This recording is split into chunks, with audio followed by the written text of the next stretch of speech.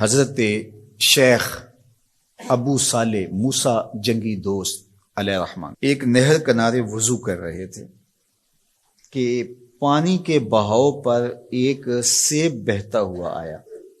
بھوک پہلے ہی لگی تھی، سیب کو دیکھا تو اشتہا غالب ہو گئی، سیب اٹھایا اور کھا لیا۔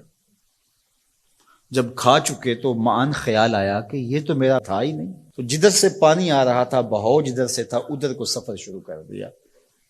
تھوڑی دیر چلنے کے بعد دیکھا کہ ایک باغ ہے اور اس میں سیب کے درخت ہیں اور اس کی شاخیں پانی کی طرف جھکی ہوئی ہیں۔ مالک باغ کے پاس گئے، کہا کہ آپ کے باغ کا کوئی ٹوٹا ہوا سیب اور میں کھا بیٹھا ہوں، تو اس کی قیمت مجھ سے لے لیجئے یا مجھے معاف کر دیجئے۔ تو مالک باغ کا نام تھا عبداللہ صومعی، اور وہ بھی زاہد، نیک اور پارسا تھے۔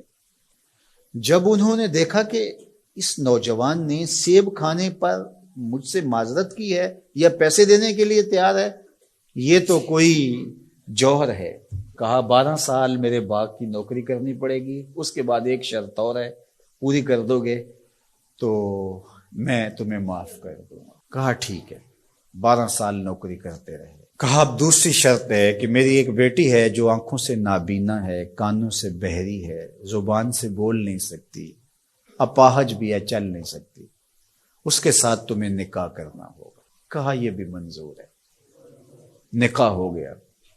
کہا اس کمرے میں تمہاری بیوی تمہارا انتظار کر رہی ہے۔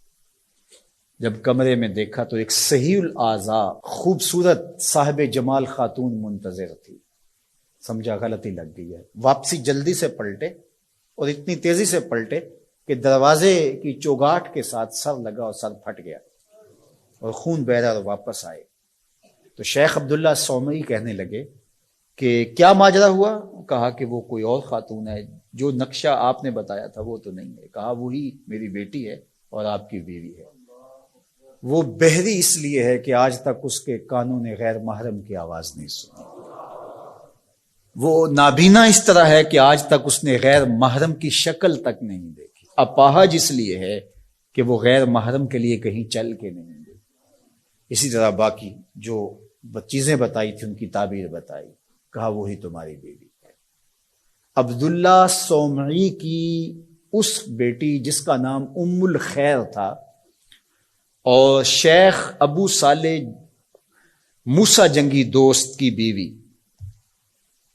تو یہ صالح نوجوان اور یہ صالحہ خاتون نکاح کی بندھن میں بندھ گئے۔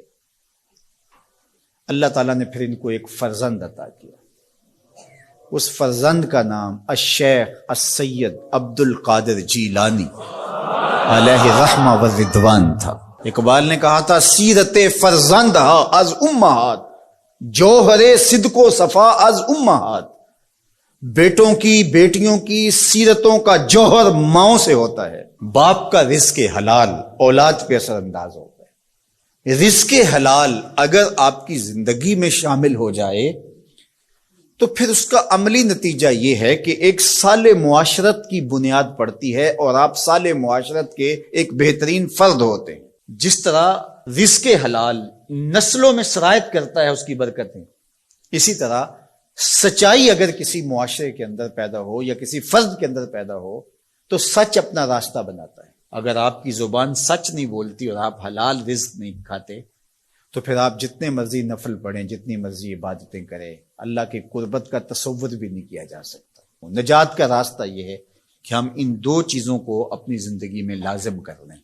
اور آج چونکہ 11 ربیع الثانی ہے اور پوری دنیا کے اوپر حضرت شیخ عبد القادر جیلانی علیہ رحمہ و رضوان کا یوم منایا جاتا ہے، اور چونکہ وہ 11 تاریخ کو لوگوں کو جمع کر کے دین سکھایا کرتے تھے، اور ملا علی قاری نے نزہۃ الخاطر الفاطر فی مناقب شیخ عبد القادر میں لکھا ہے کہ آپ کے خطبے میں اجتماع 70 ہزار لوگوں کا ہوتا تھا، اور یہ ہر 11 کو کیا کرتے تھے۔ اس وجہ سے اپنی سہولت کے لیے جس طرح ہم مقرر کوئی دن کر لیتے ہیں کہ ہر پیر کو محفل ہوگی، ہم مقرر کرتے ہیں ہر ماہ کی پہلی تاریخ کو محفل ہوگی، تو انہوں نے یہ دن مقرر کیا تھا۔ اور اس دن میں جب لوگ دور دور سے آتے، بغداد کے بھی بابو شیخ پہ لوگ جمع ہوتے اور باقی شہروں سے بھی لوگ اس دن آتے کہ چلو آپ کا آواز سنیں گے، تو آنے والوں کو کھانا بھی کھلایا جاتا، کیونکہ حضرت شیخ فرماتے ہیں کہ آدھا فقر بھوکوں کو کھانا کھلانا اور ننگوں کو لباس پہنانا ہے. تو جب جو لوگ آتے تھے تو ان کو کھانا بھی کھلایا جاتا. اب لوگوں کو صرف کھانا یاد رہ گیا ہے، اور جو واز کیا کرتے تھے، جو اس اجتماع کی روح تھی جس کے لیے سارے لوگ آتے تھے، وہ ہم نے بھلا دی ہے. تو ہم عمومی طور پہ رسم پرست ہو جاتے ہیں، روحیں ہم سے رخصت ہو جاتی ہیں. جو بھی چیزیں ہوتی ہیں ان کی روحیں ختم ہو جاتی ہیں اور ان کی رسمیں باقی رہ جاتی ہیں. اور یہ ہمارا المیہ ہے شروع سے، بلکہ اقبال نے کہا کہ پورا دین ہی جو ہے وہ ہم نے رسم رکھ لیا ہوا ہے، اس کی روحیں ہم سے رخصت ہو گئی ہے. رہ گئی رسم ازاں روح بلالی نہ رہی، فلسفہ رہ گیا تلقین غزالی نہ رہی. مسجد مرثیہ خواہ ہے کہ نمازی نہ رہے، یعنی صاحب اوصاف وہ حجازی نہ رہے. حضور نے ارشاد فرمایا لا یبق من الاسلام الا اسمہ ولا یبق من القرآن الا رسمہ مساجدہم عامرۃ وہی خراب من الہدی. ایک وقت آئے گا کہ قرآن صرف رسم کے طور پہ باقی رہ جائے گا، اور جو ہے وہ اسلام کا صرف نام باقی رہ جائے گا. مسجدیں زیب و زینت کے لحاظ سے تو آباد ہوں گی، بڑے اونچے اونچے مینار ہوں گے، گنبد اچھے ہوں گے، قالین اچھے بچھے ہوں گے، دیواریں منقش ہوں گی، یہ سب کچھ تو ہوگا، لیکن نمازیوں سے خالی ہو جائیں گے، ہدایت کے نور